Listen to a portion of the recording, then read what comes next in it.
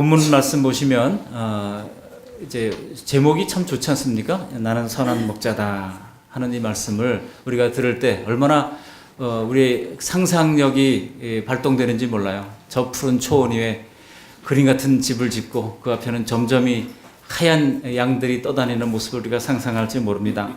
근데 오늘 본문 배경을 보시면은요, 그런 우리의 기대와는 전혀 다릅니다. 사실 우리 10장을 우리가 읽었습니다만 앞에 나오는 9장을 보시면은 예수님께서 맹인인 사람을 고쳐주신 적이 있었어요. 날 때부터 소경됐던 사람입니다. 근데 그날 안식일이었다는 거예요. 그래서 예배를 드리러 온 많은 유대인들이 이런 기적을 보고 소동을 일으킵니다. 어떻게 안식일을 범하느냐 이거예요. 율법주의자인 바리새인들은 이것을 보고 안식일에 이런 일을 행하는 자는 명백한 율법을 파기한 것이고 범법 행위라고 이제 비난을 했습니다. 이런 맹렬한 비난 속에서 눈을 뜬 사람과 또 그 기적을 보고 많은 사람들이 예수님을 믿고 따르는 사람들 사이에 서로 설전이 벌어집니다.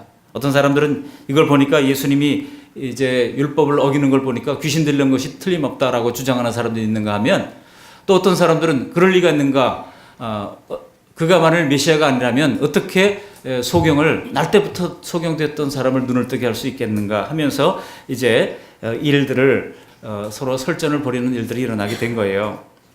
여러분, 하나님만이 하실 수 있는 기적적인 일들을 우리 예수님께서 행하셨음에도 불구하고 이런 소동이 일어났다는 것입니다.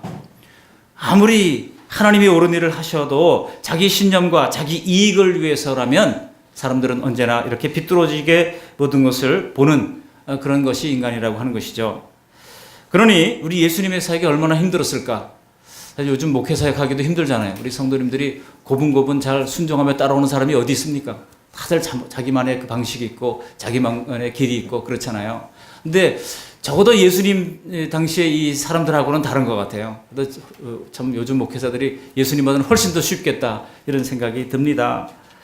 그런 속에서 우리 예수님께서 수많은 반대자와 지지자들의 설전 속에서 오늘 본문에 이렇게 말씀하시는 겁니다. 우리 14절, 15절 말씀을 함께 읽어 보시겠습니다. 14절. 나는 선한 목자라. 나는 내 영을 알고 양도 나를 아는 것이 아버지께서 나를 아시고 내가 아버지를 아는 것 같으니 나는 양을 위하여 목숨을 버리노라. 여기 14절, 15절 말씀을 두 개를 연결해 보면은요, 나는 선한 목자라, 그리고 양들을 위하여 목숨을 버린다. 나는 선한 목자라서 양들을 위하여 목숨을 버린다. 이렇게 연결할 수가 있습니다. 얼마나 참 귀한 말씀입니까? 나는 선한 목자이기에 양들을 위하여 목숨을 버린다는 거예요. 그러니까 지금 오늘 설교 제목에서 예상했던 평화로운 분위기가 아니에요. 이 배경이 보면은 평화롭고 목가적인 그런 분위기하고는 상관이 없습니다. 전혀 거리가 먼 그런 환경 가운데서 예수님께서 이 양의 비유를 말씀하신 것입니다. 여러분, 우리 인생도 이런 혼돈과 또 소동 속에서 살아가기에 우리에게도 선한 목자가 다 필요한 줄 믿습니다. 오늘 목자 되신 예수님에 대해서 새롭게 깨닫는 시간이 되시기를 바랍니다.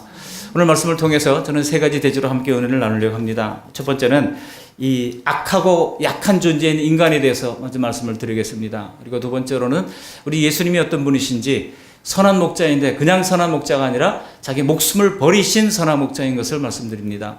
그리고 마지막 대지로는 우리 예수님께서 이제 이 우리에 들지 아니한 다른 양들을 찾으시는 예수님, 다른 양들도 찾으시는 예수님에 대해서 말씀을 나누면서 은혜를 정리할까 합니다. 첫 번째로 이 인간은 바로 약하고 악한 인간이라고 하는 겁니다. 어느 정도로 악하고 약합니까? 약한 것으로 따지면 양에 비유할 만큼 약한 존재라는 거예요. 여러분, 구약 성경에서 하나님은 하나님의 택한 백성 이스라엘을 양으로 비유하기를 즐겨하셨어요. 그 대표적인 것이 에스겔 34장에 나옵니다. 에스겔서 34장 31절에 보면 내 양, 곧 내 초장의 양, 너희는 사람이요 나는 너희의 하나님이라 주 여호와의 말씀이니라. 그리고 또 내려가면은 에스겔 34장 15절에 나 주 여호와가 말하더라. 내가 친히 내 양의 목자가 되어 그것들로 누워있게 할지라.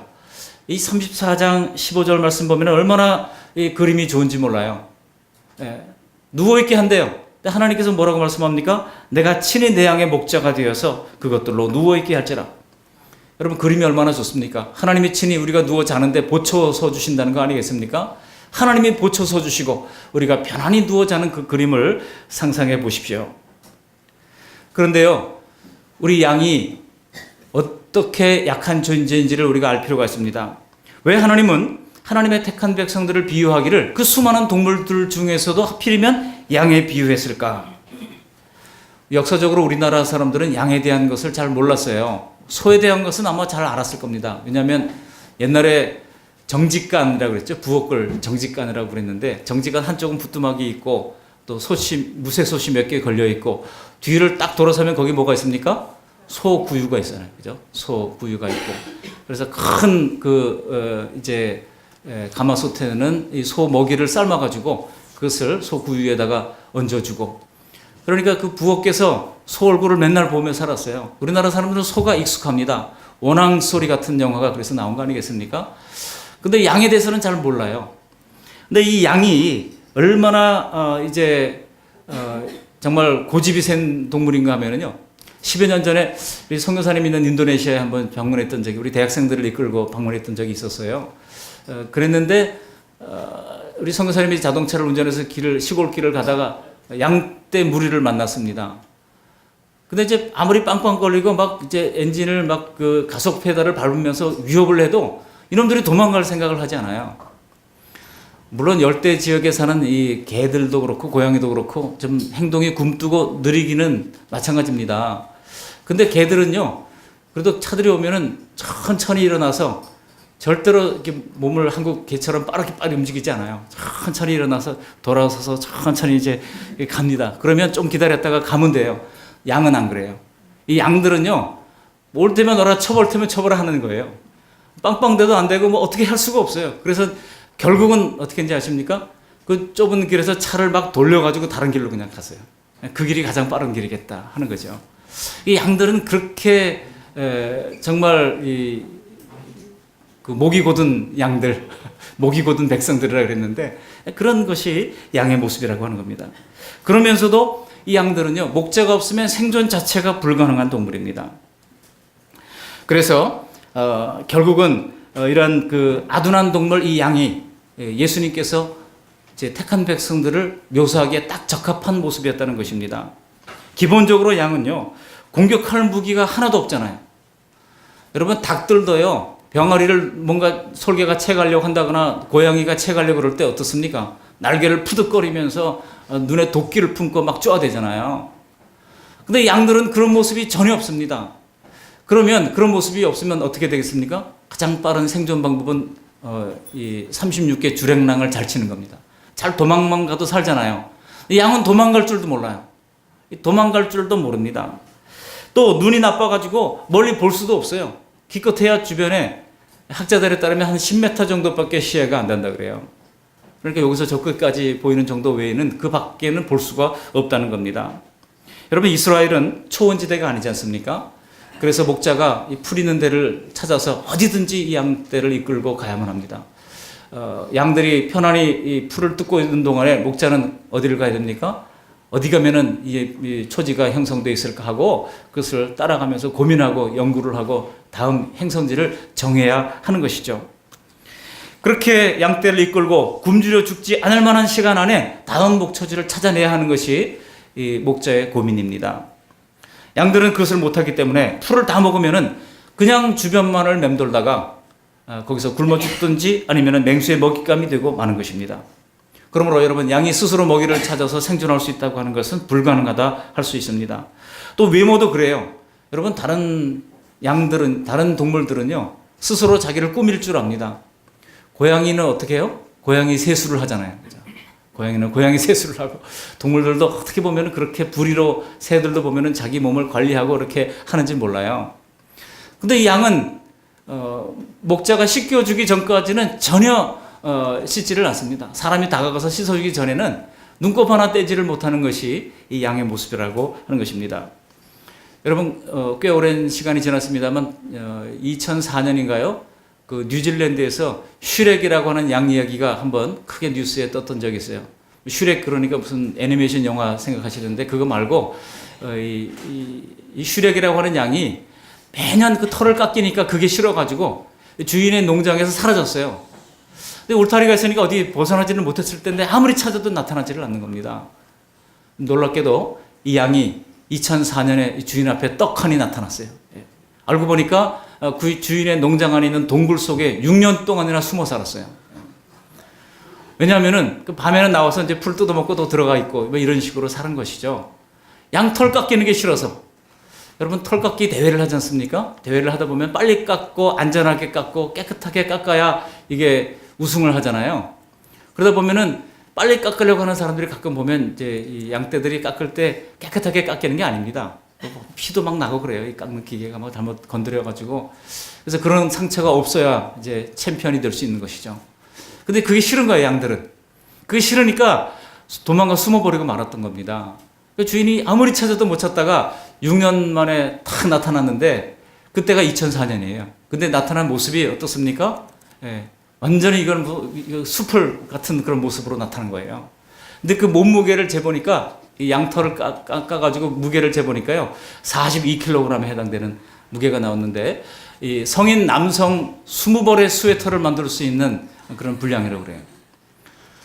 그래가지고 수의사들이 얘기하기를 그 양은 분명히 눈이 보이질 않으니까 털에 가려가지고 이제 앞도 보이지 않고 그 다음에 배변도 힘들었을 것이라고 그렇게 이야기를 합니다. 살아남은 것이 정말 행운이고 기적이다 이런 얘기를 합니다.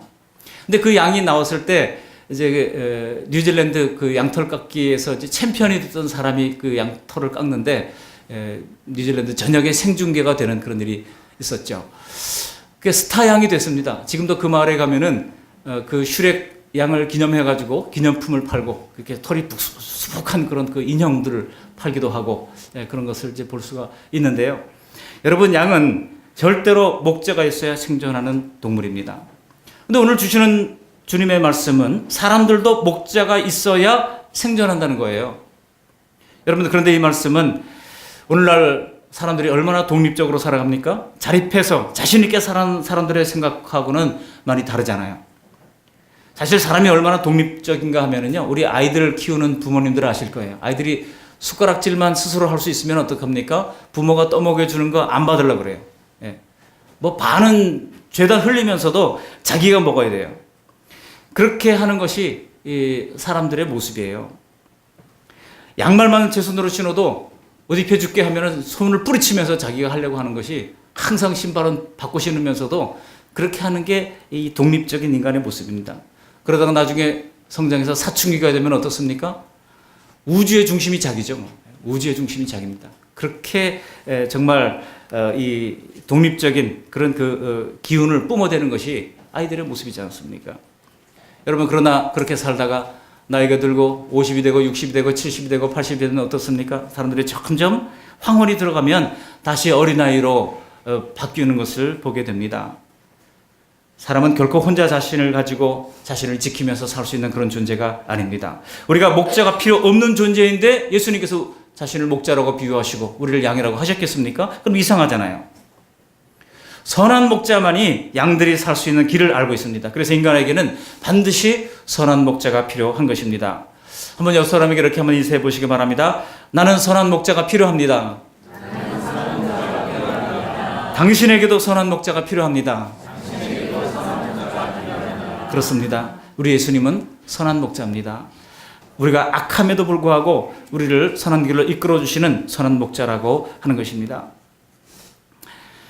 그런데 그 선한 목자이신데 그 주님은 어떤 선한 목자인가 하면은 바로 두 번째 대조로 목숨을 버리신 선한 목자라는 거예요. 그냥 선한 목자가 아니에요. 자기 목숨을 버리신 선한 목자라는 겁니다. 여기 버리다에 해당하는 NIV 단어를 보니까 lay down 이렇게 돼 있어요. 이게 자동사입니다. 그러니까 자발적으로 내려놓는 거예요. 자신의 생명을 양을 위하여 자발적으로 내려놨다는 겁니다. 이것은 양처럼 연약한 우리에게 필요한 것은 우리를 위해 목숨을 버리는 선한 목자라는 말씀입니다. 예수님은 단지 인생 철학을 가르치거나 삶의 지혜를 논하는 그런 목자로서 우리에게 나타나는 분이 아니십니다. 여기 17절, 18절에도 뭐라고 말씀하고 있습니까? 우리 한번 같이 읽어보실까요? 17절, 18절. 내가 내 목숨을 버리는 것은 그것을 내가 다시 얻기 위함이니 이로 말미암아 아버지께서 나를 사랑하시느니라. 이를 내게서 빼앗는 자가 있는 것이 아니라 내가 스스로 버리노라. 나는 버릴 권세도 있고 다시 얻을 권세도 있으니 이 계명은 내 아버지에게서 받았노라 하시니라. 자, 자, 오늘 본문의 말씀 보시면 버리다라는 단어가 무려 5번이나 등장합니다. 11절, 15절, 17절, 그리고 18절에 계속 버리다라고 하는 단어가 나와요. 이 말씀 속에는 예수님의 대속에 대한 심오한 진리를 담고 있는 말씀입니다. 예수님의 십자가와 대속은 성부 하나님의 뜻에 대한 성자 하나님의 자발적인 순종으로 이루어진 것입니다. 물론 이것이 예수님께서 성자 하나님이 성부 하나님의 열등하다고 하는 그런 의미를 말하고 있는 것은 아닙니다. 공생애 중에 성부 하나님의 뜻에 예수님은 자발적으로 동일한 그런 권세와 능력을 가지고 계심에도 불구하고 자발적으로 순종하는 모습을 보이신 것입니다. 이것은 관계의 우열이 아니라 근본 하나님의 본체시지만은 하나님이 택한 백성들을 사랑하심으로써 인류의 대표자로서 스스로 심판을 받으시고 우리에게 구원을 허락해 주신 것입니다. 여러분, 예수님은 이렇게 해서 우리를 위하여 자발적으로 목숨을 버리신 것입니다. 그리하여 선한 목자가 되신 것입니다. 우리 모두 예수님을 믿고 있다면 모두 다 선한 그 목자의 음성을 다 들으셨다고 믿습니다. 그리고 그 목자의 음성을 듣고 믿음으로 따라왔다고 믿는 것입니다. 그런데요, 우리가 18절까지 읽었습니다만 이어지는 20절 말씀을 보시면 예수님을 반대하는 사람들은 오히려 이 말을 듣고 어떻게 반응합니까? 저 사람 정상 아니다. 저 사람 귀신 들렸다. 그런 반응을 보입니다. 그들에게는요, 스스로 자칭 선한 목자라고 하는 말씀도 낯간지러웠지만은 더구나 양들을 위해 목숨을 버린다는 말씀에는 정말 기가 찼을 겁니다. 그야말로 이건 허풍이고 그야말로 이것은 과대망상이라고 생각을 했습니다. 아무리 선한 목자라 한들 누가 양을 위해서 목숨을 버리는 목자가 있겠습니까? 우리는 지하철에 떨어진 사람을 구하기 위해서 뛰어내려서 그 사람을 구원하고 자신은 전동체에 치여 죽은 사람을 의인으로 기념합니다. 그 사람을 의사자로 정해서 그렇게 동상도 세우기도 하고 그 사람의 업적을 기립니다. 여러분, 만약 그때 구하는 것이 사람이 아니고 고양이나 개라고 하면은 그 사람이 의사자가 될 수 있겠습니까? 절대로 될 수 없어요. 고양이를 구했다고 의사자가 되지를 않는다는 것입니다. 그런 점에서 양떼를 지키려다가 아예 부상을 당하고 또 상처를 입는 목자는 간혹 있을 수 있겠지만은 누가 이 양을 지키기 위하여 목숨까지 내놓겠습니까? 그러니 이 바리새인과 서기관들은 예수님을 대놓고 이 양을 위해 목숨을 버리노라고 하는 말씀에 그들이 혀를 차면서 반대를 했던 것이죠. 그러나 예수님은 인간과 동물의 가치와는 비교도 안 되는 고귀한 자신의 성자의 목숨을 사람을 위하여 다 내으셨다는 것입니다. 이것은 인간의 이해를, 우리 이성의 이해를 넘어서는 것입니다. 오늘 예수님의 말씀은 맹수가 나타나면 양들을 위해 싸우다가 죽을 수 있다, 그런 의미가 아니에요. 이미 하나님께서는 태초부터 예수님을 이제 죄로 말미암아 타락한 이 세상을 구원하기 위하여 정해놓으셨다는 것입니다. 그것이 창세기 3장 15절에 말씀하는 원복음 아니겠습니까? 원복음이 뭐예요? 이 여자의 후손이 뱀의 머리를 상하게 할 것이라고 하는 것입니다. 사탄이 들어와서 불순종으로 말미암아 어그러진 이 헝클어진 세계를 예수님으로 말미암아 다시 이제 대속의 죽음으로 이 세상을 다시 바로잡아 놓겠다고 하는 약속을 이미 주님께서 창세기부터 말씀하고 있다는 것입니다. 이것이 바로 주님의 대속적 죽음입니다. 오늘 여기 요한복음 10장에 나오시는 예수님의 이 버린다라고 하는 표현은 바로 이런 대속적 죽음을 말씀하고 있는 것입니다. 특별히 여기 11절에 보시면 나는 선한 목자라, 선한 목자는 양들을 위하여 목숨을 버리거니와 그랬잖아요. 위하여라는 헬라어 단어 휘페르라고 하는 단어가 쓰여졌는데요. 이 휘파르라는 단어가 위하여로도 번역될 수 있지만 대신하여라고 번역될 수 있는 부분이 많습니다. 실제로 로마서 14장에 보시면 로마서 14장 15절이 대표적인데 여기서 그리스도께서 대신하여 죽으신 자를 어찌하여 식물로 망하게 하느냐 그렇게 이야기하고 있거든요. 대신하여 죽었다는 겁니다. instead of 이렇게 영어 성경에는 사용하고 있죠. 그러니까 주님께서는 우리를 대신하여 우리가 죽어야 하는데 우리를 대신하여 자신의 목숨을 버리셨다는 것입니다. 목자의 죽음은 양들을 대신한 죽음이었습니다. 모든 사람은 죄로 인해서 사망 선고를 받은 존재입니다. 그래서 현재 영적인 죽음과 장차 또 우리의 육체적인 죽음과 뿐만 아니라 죄로 말미암아 우리가 영원한 죽음을 맞이하게 될 이 삼중적 죽음의 문제, 로마서 6장 23절에 죄의 삭은 사망이요라고 말씀하고 있지 않습니까? 죄의 삭은 사망인 것입니다. 그래서 이 영원한 형벌을 포함한 이 사망, 그런 사망 선고를 우리가 하나님 앞에 받은 거예요. 죄로 말미암아. 그런데 우리 예수님께서 그 사망 선고장을 받아들고는 그 사망 선고장을 받아들고는 자신이 대신 죽으시면서 그 사망 선고장을 찢어버리셨다는 것입니다. 그러므로 죄를 대속하신 선한 목자 없이 죄인이 어떤 노력을 통해서 행복할 수 있다고 하는 것은 여러분 이 죄의 무서움과 죄의 두려움과 죄의 진노의 이 엄중함을 모르는 참으로 아니라는 생각이 아닐 수 없습니다.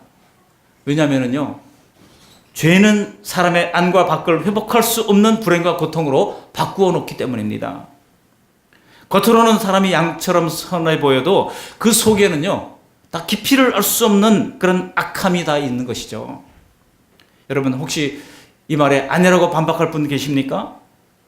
우리가 하나님의 지으신 세상 만물의 이치와 하나님에 대한 지식을 다 알 수 없듯이 우리도 사람이지만 사람의 그 속 깊은 마음속에 있는 인간의 악함과 죄성을 다 알 수는 없는 것입니다.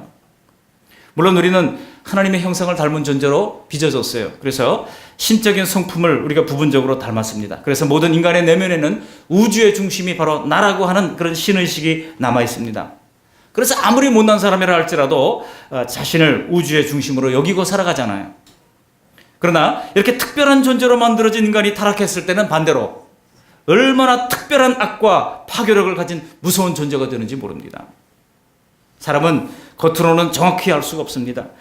인간의 내면에 깊숙이 웅크리고 있는 그 죄의 모습과 뒤틀어진 그런 본성들을 사람들은 겉으로는 잘 모르고 있어요. 그러다가 그 죄성을 자극하는 어떤 사건이 일어날 때에는 그제서야 그것이 그 모든 죄성이 활화산처럼 터져나는 것입니다.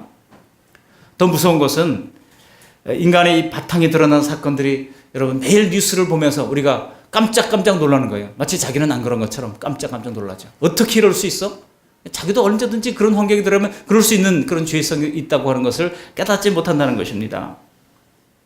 그래서 여러분 미국에서는 명절이 시작되는 이 출발점에 총기 사건이 일어나가지고 멀쩡한 부자가 60대 재력가가 공연장을 향해 가지고 기관총을 발사해 가지고 전쟁 상황도 아니잖아요. 평화롭게 공연을 보러 오는 사람들을 50명여 명을 죽이고 수백 명을 이제 상처를 입게 하고 그런 일들이 일어났습니다.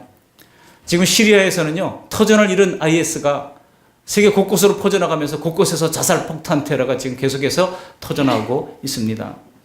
한국에서는 딸의 친구의 여중생을 살해한 어금니 아빠 사건까지 나면서 땅을 치는 그런 일들이 지금 계속해서 일어나고 있습니다. 이 모든 것이 자기 중심으로 모든 것을 보는 이기심과 타락한 그런 신의식이 어떤 파멸을 가져오는지 보여주는 대목이라 할 수 있습니다. 이 사람의 악함이 어떤 결말로 이어질지 사실 아무도 모르죠. 여러분 성경은 뭐라고 말씀하고 있습니까? 결국 세상이 파멸될 때까지 간다는 것이 성경이 우리에게 보여주는 이 세상의 결말인 것입니다. 슈렉처럼 스스로 목자를 떠난 이 사람들이 겪는 고통은 이 땅에서도 이루 말할 수가 없어요. 어떤 고통이 있습니까? 인격적 파괴가 오죠. 또 관계 갈등의 불행이 오죠. 또 사막 같은 환경으로 내몰리죠. 그리고 전쟁과 재난 이런 것들이 계속해서 일어납니다. 그리고 점점 더 그 고통은 심화될 것이고 가중될 것입니다. 게다가 목재 없는 양을 노리는 우는 사자 같은 사탄의 세력이 끊임없이 신자들을 조롱하면서 놀리면서 농락하고 있는 시대에 살고 있습니다. 눈이 어두운 양떼처럼 영적 세계를 못 보는 사람들은 이러한 사탄의 마술을 벗어날 방법이 없는 겁니다. 오직 그가 예수님의 속죄를 믿고 성령의 도우심으로 근본적인 죄의 문제를 해결해 가지 않는 한 인간에게 소망은 없는 것입니다. 그래서 우리 예수님을 목자로 모신 사람과 목자가 없는 그런 사람들과의 차이는 천지 차이와 같은 그런 삶을 살아가는 것을 우리가 알게 되죠. 여러분 눈이 나빠서 스스로 먹이를 찾지 못하는 양이 주변에 있는 풀이 다 뜯어먹기까지는 위기를 모릅니다. 위기를 몰라요. 그래서 항상 이 푸른 초장에 다 있는 것만 같고 항상 여기서 풍족하게 살 것 같지만 여러분 그런 날은 신속히 지나갈 것입니다. 그래서 어느 날 인간관계가 메모르고 재물이 바닥이 나고 건강이 쇠약해지고 아무리 둘러봐도 전날의 풍요와 푸른 초장은 온데간데 없어지고 광야에 홀로 서 있는 자신을 발견하게 될 뿐인 것입니다. 그리고 혼자 헤매며 사망의 골짜기를 지나가게 될 것입니다. 사람이 혼자예요. 결국은 아무리 결혼하고 아무리 가족들이 많아도 어느 순간 우리가 존재를 생각해 볼 때 내가 혼자구나 그런 그 고독감을 느끼게 되는 것입니다. 근데 흥미롭게도 고독감을 느끼면서 고통스러워하면서도 사람들은 스스로 자발적인 고독을 선택하는 사람들이 지금 빠르게 늘어나고 있습니다. 그래서 여러분 혼자 밥 먹는 사람을 뭐라 그래요? 혼밥족이라고 그러고, 혼자 여행하는 사람을 혼행족이라고 그러고, 추석도 혼자 보내는 사람을 혼추족이라고 그러더라고요. 어떤 말들이 앞으로 더 만들어질지 참 궁금하기 짝이 없습니다. 사람들은 혼자서도 잘합니다. 뭐든지 혼자서 해요. 지금 컴퓨터가요 얼마나 발달했는지 만능이잖아요. 어떤 분들이 그러더라고요. 애기 낳는 거 빼놓고는 다 할 수 있다는 거예요. 그래서 그 컴퓨터가 지금 손 안에 들어왔잖아요. 이 스마트폰이라는 모습으로 손 안에 들어왔습니다. 그 안에 게임 아이들 하는 거 나도 한번 해보자고 했는데 재밌더라고요. 이야, 이게 재밌구나. 이게 빠져들만 하구나. 재밌습니다. 혼자서도 잘 놀 수 있는 거리가 얼마든지 지금 우리 주변에 있다는 겁니다. 그러다 보니까 뭐가 문제가 됐습니까? 사람들이 공동체성을 잃어버렸어요. 어울릴 줄을 모릅니다. 그래서 혼자 살아요. 혼자 살아도 상관없어요. 그게 어릴 때부터 이런 기계 문명 속에서 자라났던 아이들이 이제 가장 큰 충격을 느끼는 때가 언제인지 아십니까? 유치원에 갈 때예요. 어린이집에 갈 때. 가보니까 이제 혼자서 안 되잖아요. 그래도 공동체니까 질서가 있어야 되잖아요. 또 초등학교 들어와 보니까 이게 어렵잖아요. 그러면 나 학교 안 갈래, 나 어린이집 안 갈래 하고 버티는 거예요. 여러분 그러다가 이 아이들이 나중에 이제 직장에 들어가면 어떻습니까? 직장은 더 심각하죠. 그러니까 나 혼자 살래. 결혼도 하기 싫어. 그냥 혼자 살래. 그렇게 되는 것입니다. 여러분 제가 생각하기에는요. 우리나라 지금 이 문제는 어떤 경제 문제, 안보 문제보다 더 심각한 것이 바로 이 혼자 사는 이 혼족의 문제예요. 여러분 이거 교육 커리큘럼을 좀 잘 만들어서 함께 사는 이것을 만들어야지 이게 그 어떤 문제보다 더 큰 핵폭탄 같은 위력이 있다고 저는 생각합니다. 이 문제를 해결해야 돼요. 여러분 성경적으로도요. 우리 하나님의 존재 양식이 공동체예요. 성부, 성자, 성령 공동체로 함께 계셨어요. 우리를 만드실 때도 하나님께서는 혼자로 내버려 두지 않아요. 사람의 독처하는 것이 좋지 못함을 보시고 독처하는 것이 우리 하나님 보시기에 어땠다고요? 좋지 못했다는 겁니다. 홀로 있는 것이 혼족, 혼밥, 혼행하는 것을 우리 하나님이 좋지 않게 보신다는 거예요. 우리 하나님은 우리를 공동체로 부르셨어요. 그래서 우리 그 말씀 교회 비전이 뭡니까?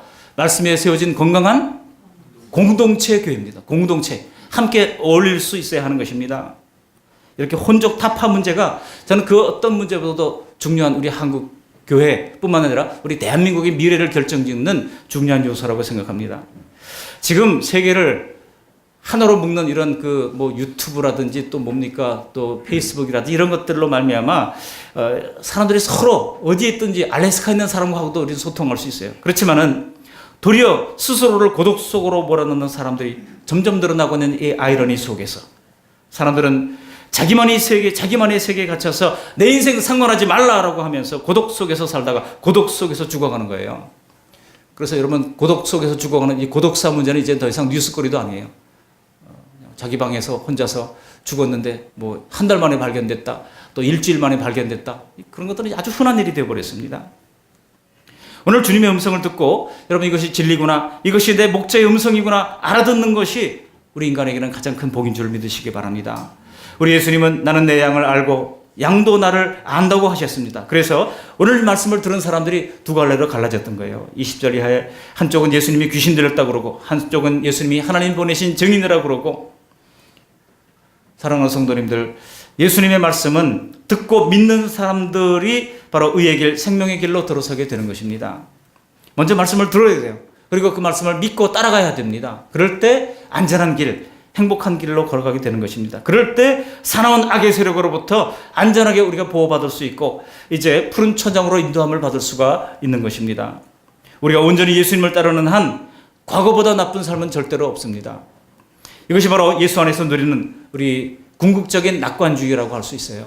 우리가 세상에서 좀 힘들어도 궁극적인 낙관주의가 있지 않습니까? 우리에게는 천국이 우리에게 유업으로 기다리고 있잖아요. 물론 때로 목자가 인도하는 이 삶에도 불구하고 왜 이렇게 사방이 깜깜하고 왜 이렇게 길이 보이지 않는가 우리가 고민할 때가 있지만 여러분 너무 두려워하지 마세요. 그럴 때는요. 지금 목자 되신 예수님이 더 풍성한 식물을 얻기 위한 또 다른 초장으로 인도하는 과정이라고 믿으시기를 바랍니다. 여기 14절 15절에 예수님은 우리와 주님과의 관계를 이렇게 이야기를 합니다. 우리 14절 15절 말씀을 함께 읽어보실까요? 14절 나는 선한 목자라 나는 내 양을 알고 양도 나를 아는 것이 아버지께서 나를 아시고 내가 아버지를 아는 것 같으니 나는 양을 위하여 목숨을 버리노라. 여기 같으니라고 하는 표현으로 이제 이것을 비유적으로 말씀하고 있는 것입니다. 근데 어떻게 비유하고 있습니까? 예수님을 목자로 따르는 성도들에 대하여 바로 이제 완전한 완전한 그 목자와 양의 관계를 바로 하나님과 예수님과 우리와의 관계로 지금 비유적으로 말씀하고 있는 것입니다. 정말 우리 같은 죄인이 받기에는 너무나도 과분하고 너무나도 황송한 말씀일 뿐입니다. 또 이 말씀은 예수님을 목자로 믿고 따르는 성도들에 대한 완전한 보장에 대한 말씀일 뿐만 아니라 또 상호간에 완벽한 신뢰가 있어야 한다고 하는 의미인 것이죠. 양은요, 목자가 어떤 길로 인도하든지 따라가야 삽니다. 그 길로 따라가야 다음 초장을 갈 수가 있는 것이고, 그런 것처럼 우리 역시 예수님이 양이 되었다면 어떤 위기와 어떤 위협이 온다 할지라도 예배하면서 주님을 따라가는 것입니다. 끝까지 결국 따르는 양들이 예수님의 양이 되는 것입니다. 그러므로 우리는 영원한 우리의 목자이신 예수님의 음성을 들으시고 끝까지 한결같은 믿음으로 따라가는 저와 여러분들이 되시기를 주님의 이름으로 축원합니다. 예수님은 양들을 위해 목숨을 버리는 선한 목자가 되시기 때문입니다. 마지막 세 번째 대주로 예수님께서 우리에게 주신 말씀은 무엇입니까? 다른 양들도 찾으시는 예수님이라는 거예요. 제가 첫 번째 대주로 인간은 악하고 약하다라고 말씀드렸고, 두 번째 대주로 예수님은 자신의 목숨을 버리는 선한 목자인 것을 말씀드렸습니다. 세 번째 대주로 예수님은 이 우리에 들지 아니한 다른 양들도 찾으신다는 거예요. 여기 16절 말씀 같이 한번 읽어보시겠습니다. 16절. 또 이 우리에 들지 아니한 다른 양들이 내게 있어 내가 인도하여야 할 터이니 그들도 내 음성을 듣고 한 무리가 되어 한 목자에게 있으리라. 여러분, 당시 이 말씀을 들었던 처음 이 말씀을 들었던 사람들이 이 말씀을 어떻게 받았겠습니까? 이스라엘 사람들뿐만 아니라 다른 나라 사람들 가운데도 예수님이 준비한 우리에 들어갈 양들이 있구나, 그렇게 받았을 거예요. 오늘날 우리는 어떻습니까? 이스라엘 사람들 눈에서 볼 때는 이방인이었던 우리가 이제 예수 믿게 됐잖아요. 그럼 우리는 이 말씀을 어떻게 적용할 수 있겠습니까? 이미 구원받은 우리 성도들뿐만 아니라 복음을 믿고 주님을 따르게 될 사람들이 세계 도처에 아직도 남아있다는 겁니다. 주님께서 이미 구원하기로 작정한 사람들이 남아있어요. 구원하기로 작정하셨지만 그들은 어떤 경로를 통해서 예수 믿게 되는지 아십니까? 우리의 전도를 통해서 예수 믿게 되는 거예요. 그래서 그 사람들이 아직 남아있다는 것입니다. 그래서 예수님께서는 그들도 우리처럼 부르셔서 이제 한 목자 아래 있게 하신다는 것입니다. 근데 예수님께서 우리를 부르실 때 여러분 어떻게 부르셨습니까? 꿈에 나타나셔서 너 그 말씀 교회로 가라 이렇게 말씀하셔서 우리 교회 오신 분 있으십니까? 아니잖아요. 누군가 나를 그 말씀 교회로 인도하고 누군가 나를 교회로 인도했기 때문에 우리가 그 음성을 듣게 된 거 아니겠습니까? 그러니까 아직 주님께 나오지 못한 양들 역시 바로 우리를 통해서 주님께서는 하나님의 음성을 들려주기를 기뻐하신다는 것입니다. 그래서 우리가 예수님의 양들이라면 어떻게든 태신자를 품고 사람들을 데려와서 하나님의 말씀을 듣게 하면 그들은 어느 날 하나님 말씀을 듣다가 그 말씀이 그의 심령을 쪼개고 그의 심령에 울림을 주어서 그 말씀을 받고 하나님의 자녀가 되는 놀라운 변화의 역사가 일어나게 된다는 것입니다. 그래서 이것이 내 목자의 음성이라고 하는 것을 알게 되고 주님의 음성을 듣고 하나님의 백성으로 이제 가입되게 된다는 것이죠.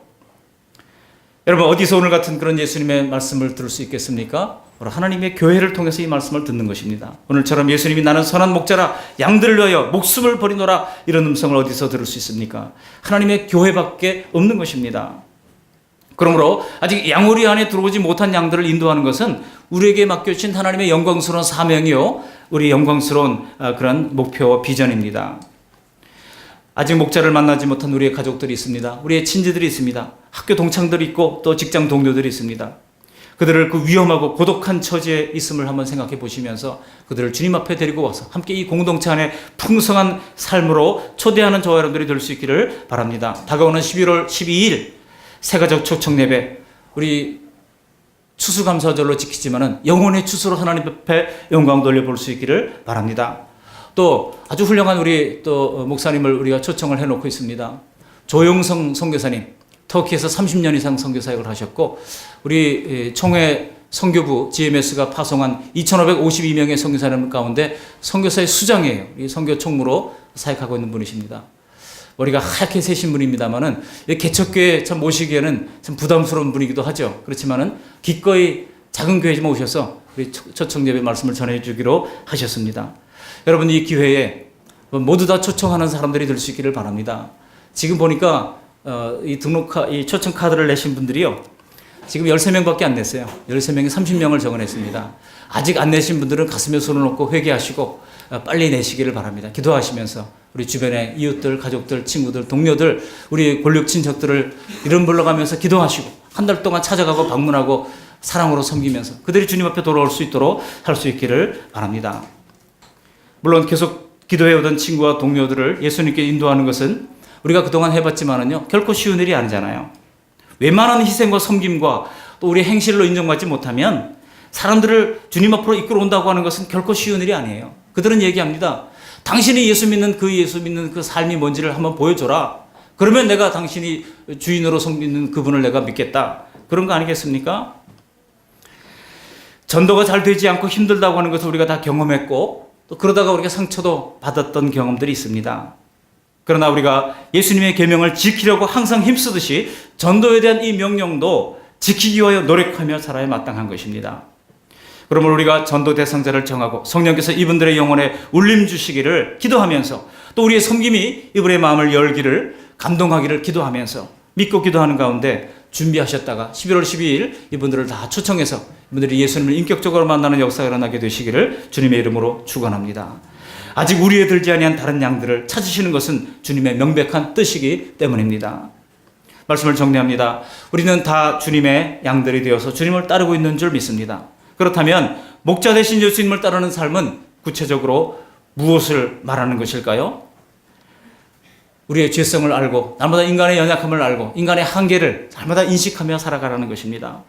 또한 이제 신학적 혼돈의 시대에 여러분 믿는 것이 우리에게 가장 주어진 중요한 사명이라고 하는 것을 알아야 합니다. 여러분 요즘 신학적 혼돈이라고 하는 것은요, 한국 신학이 잘못돼가지고 한국 교회가 지금 이렇다고 하면서 비판하는 사람들이 있는데 동조하는 무리가 많아요. 한국 신학이 뭐가 잘못됐다고 사람들이 얘기하는지 아세요? 이 믿음으로 구원 얻는, 믿음으로 의로워진다는 이신칭의 교리를만 가르쳤기 때문에 한국 교회가 행함이 없다고 막 비난하는 거예요. 여러분 여기서 혼돈하시면 안 됩니다.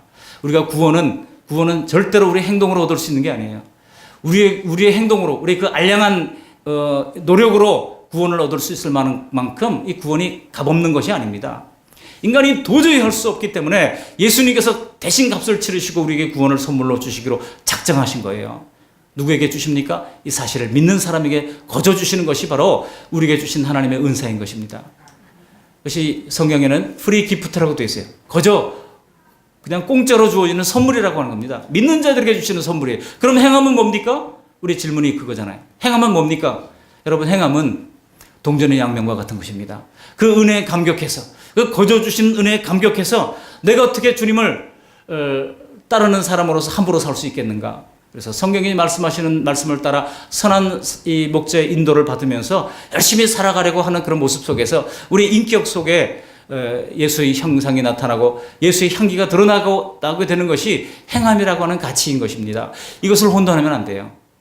행함으로 마치 우리가 구원을 얻을 수 있다고 그렇게 착각하면 안 되는 것입니다. 그래서 예수님께서는 성경의 많은 말씀으로 주님이 이끄시는 그 길을 걸어가는 방식을 소개해 주셨지 않습니까? 그래서 기도로 깨어있어라, 성령의 충만을 받아라, 선한 열매를 맺어라, 항상 기뻐해라, 쉬지 말고 기도해라, 범사에 감사해라. 현실이 다급한 문제가 있다 할지라도 먼저 하나님 앞에 예배하면서 먼저 그의 나라와 의를 구해라. 목자를 따르는 길은 내 본능과 세속적 경험으로 사는 것이 아닙니다. 매일매일 내 생명이 건강하게 성장하도록 성경의 좋은 이런 양식들을 먹고 기도와 실천의 영적 근력을 우리가 키워가면서 살아갈 때에 우리는 마침내 주님께서 기뻐하시는 성화된 모습으로 조금씩 빚어가게 될 줄로 믿습니다. 그럴 때 반드시 선한 목자이신 예수님은 우리의 모든 삶을 생명과 풍요로 인도해 주시는 것입니다. 우리가 그렇게 살아가는 가운데서만 하나님 나라를 위해 기여할 수 있는 기회도 없고 또 이런 기쁨과 생명과 영광으로 가득 찬 이 보람도 얻게 되는 줄 믿습니다. 그리고 우리 안에 들지 않은 양들을 위하여 예수님의 마음을 품고 찾아가는 그런 보람 있는 생애를 살아갈 수 있게 되는 것입니다. 우리 모두 정말 주시는 말씀을 내게 주시는 말씀으로 받으시고 악하고 약한 우리들이지만 그러나 이 인간의 무능함을 주님 앞에 날마다 고백하면서 목숨을 버리신 그 선한 목자 되신 예수님을 기꺼이 따라가는 선한 아름다운 양들 다 되시기를 주님의 이름으로 축복합니다. 아멘. 고마우신 하나님 감사를 드립니다. 양들과 같이 악하고 약한 무능한 저희들을 목숨 바쳐서 대속제물이 되어주신 하나님 아버지의 공의와 진노의 그 심판에서 건져주신 선한 목자 되신 주님의 은혜를 고맙고 감사합니다. 이제 우리는 주님의 그 음성을 날마다 듣게 하시고 또 믿고 따라갈 수 있도록 하나님 은혜를 베풀어 주심으로 말미암아 순종하는 하나님의 자녀 될 수 있도록 도와주시고 그 안에서 주님께서 예비하신 풍성한 삶을 누릴 수 있도록 인도해 주시며 예수님의 마음을 알아 아직 그 우리에 들지 아니한 다른 양들까지 찾으시는 일에 먼저 믿은 저희를 사용해 주심을 감사를 드립니다. 하나님 아버지, 그리하여 열매 맺는 이 가을이 될 수 있도록 은총 베풀어 주시옵소서. 예수님 거룩하신 이름으로 감사하며 기도합니다. 아멘.